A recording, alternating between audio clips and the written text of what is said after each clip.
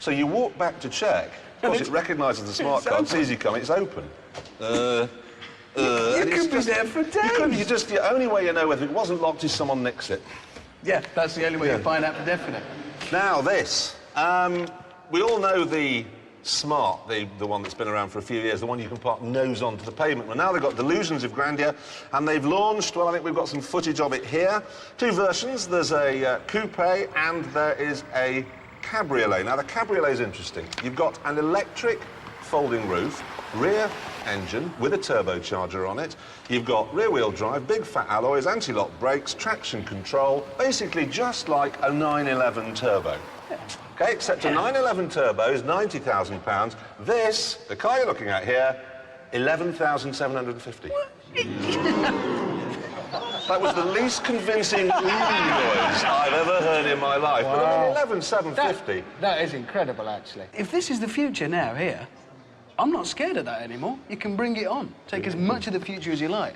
That's stunning. 11 grand. Take a moment now to talk about Formula One. What are we going to do about Formula One? Yeah. Scrap it? Kill it? No, the problem... I've been working... The problem here is very simple, is that Ferrari have completely dominated the... Now, we've got a photograph of what Michael Schumacher's going to do next year to try and keep it... there we go. That's what he's going to do next year, to try and level it out a bit. But really, the problem, as I see it, is that the teams have taken over, the technology has taken over. Now that they've got traction control and gearboxes that change for you, and I heard the other day that the teams, the pit crews, can actually tune the engine from the pit wall. Well, they actually sit, spanners. Oh, no, we'll turn the revs down a bit. No, one of them developed a fault, a BMW one, developed a fault, and they rerouted the oil without actually bringing it in, did it remotely.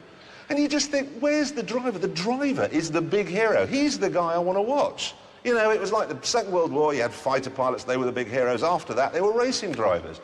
I want to see heroes. I don't want to see geeks in black clothes going, ooh, well, if I just fiddle with this laptop, we'll make it go faster. In fact, I'd execute them.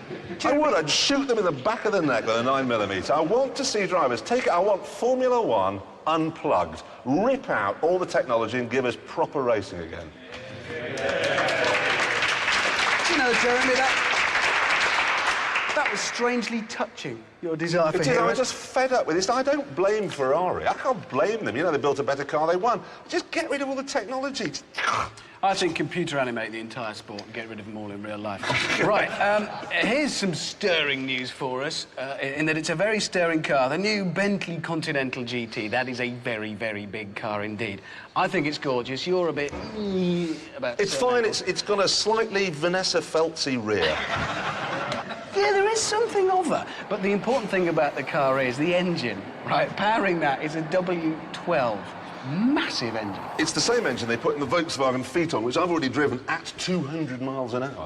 Exactly. They decided at Bentley, not enough girl stuff. Strap a couple of turbos to it, see how it'll do then. Which is great, but it's given them an interesting problem. It's now chucking out so much torque that they can't tell us how much torque it's putting out. Every time they strap it to the machines that they measure it on, it breaks them. These are things the size of a building, these machines. They strap it down, tie it all in. You could tie it to this base here, and it would just spin the whole studio We'd actually around. go round it, yeah, that's exactly what would happen. So, unfortunately, they can't tell you how powerful it is, just lots and lots of torque. Now, bit of a challenge. Old people get quite bad press. We're forever reading about them driving the wrong way down the motorway, and I think we've got some footage from a CCTV. Here we are, little old dear, going to the seaside. Oh, no! Brake, oh, no! And she didn't do it. And, of course, she turned out to be 170-13. Yeah. The thing is, though, we don't think that old people are as bad as everyone makes out. So, here's what we're going to do. We know grandmothers can make a donut, but can they do one?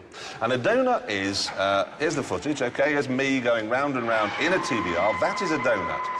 Now, if you're a grandmother and you have to prove you have grandchildren and you think that with a bit of tuition,